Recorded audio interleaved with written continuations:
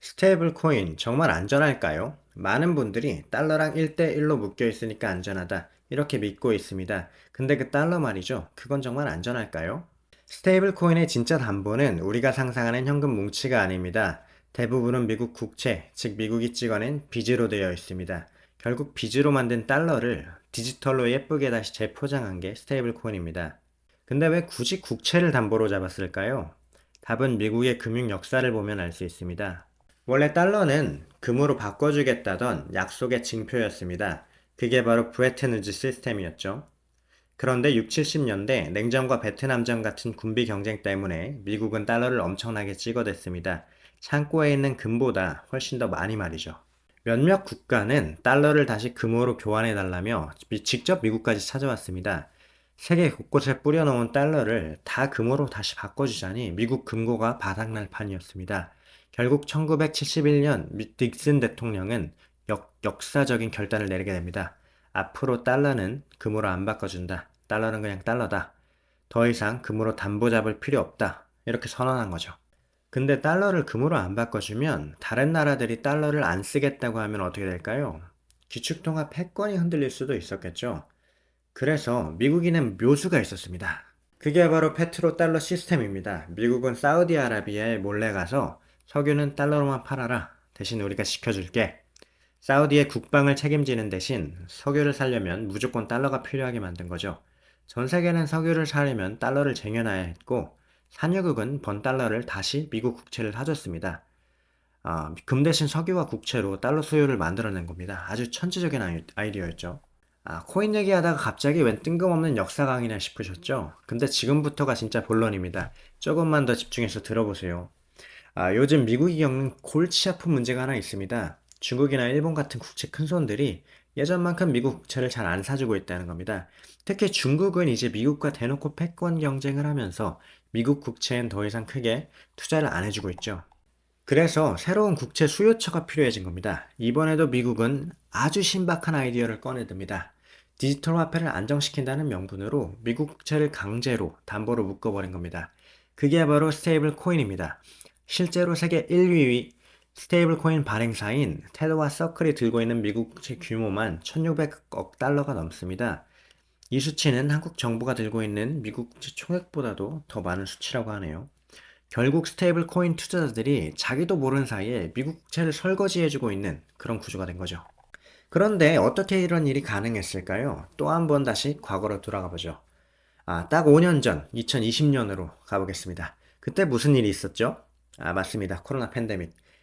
미국은 그때 또 돈을 어마어마하게 풀었습니다. 양적 완화라는 말 다들 들어보셨죠?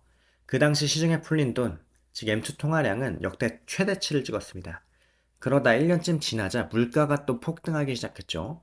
그러자 연준은 인플레이션을 잡겠다며 기준금리를 0%대에서 5%까지 미친 듯이 올려댔습니다. 뉴스 테이퍼링이란 말 많이 들어보셨죠? 그 당시에 빅스텝이니 자이언트 스텝이니 하던 얘기들이 다 그겁니다. 그런데 금리를 그렇게 갑자기 내렸다가 또 갑자기 올려버리면 거품은 터질 수밖에 없습니다. 주식, 부동산 물론 타격 받았습니다. 근데 진짜 박살난 건 코인판이었습니다. S&P 500은 약 20%대 낙폭에서 멈췄었지만 비트코인은 거의 60%가 넘게 폭락했었습니다.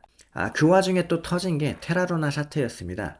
알고리즘으로 달러랑 1대1로 연동되도록 설계했었지만 그 설계가 무너지면서 600억 달러가 순식간에 증발해 버렸었습니다. 그리고 같은 해에 세계 2위 규모였던 코인 거래소 FTX도 터졌습니다. 내부 부실과 사기로 320억 달러 규모가 한 방에 날아갔죠. 모두 테이퍼링으로 돈줄이 말라가던 시기에 코인판이 연쇄적으로 무너진 거였습니다. 생각해보면 원래 비트코인은 탈중앙화를 외치며 태어난 시스템이었습니다. 정부가 멋대로 돈 찍고 기득권들끼리만 돈놀이 하는 세상, 그걸 깨 부셔보겠다고 혁명처럼 등장했던 게 바로 비트코인이었죠. 근데 그 안에서는 기존 기득권층들보다 더 지독한 사기꾼들이 아주 판을 치고 있었습니다. 정부는 그 난장판을 뒷짐지고 그냥 수수방관했었습니다. 결국 코인판은 실물 경제 대신 유동성이 터지는 하수 처리장이 됐습니다. 정부 입장에서는 아주 땡큐한 상황이었죠. 버블이 터질 때 실물 경제에 피해가 덜 가게 만들어졌으니까요. 코인판에서 버블이 터지고 온갖 사기 피해자들이 쏟아지자 사람들은 그제서야 외쳤습니다. 이제 정부가 나서서 규제를 좀 해야 된다. 그런 사회적 합의가 만들어진 겁니다. 드디어 정부가 나설 명분이 생긴 거죠. 그래서 정부는 탈중앙화를 외치던 코인판에 무혈 입성을 하게 됩니다. 자, 이제 거의 다 왔습니다. 국채가 담보라면 안전할 거다. 어떻게 보면 맞긴 맞습니다. 그런데 진짜 문제는 따로 있습니다. 국채든 달러든 정부는 늘 화폐를 찍어냅니다. 화폐 발행이 늘면 물가는 당연히 오르겠죠. 화폐 가치는 시간이 지나면 항상 조금씩 녹아내립니다. 우리가 잘 아는 인플레이션이죠. 즉 스테이블 코인은 코인의 가치가 변동하지 않는다는 뜻이 아닙니다. 달러와 함께 가치가 녹아내린다는 뜻입니다.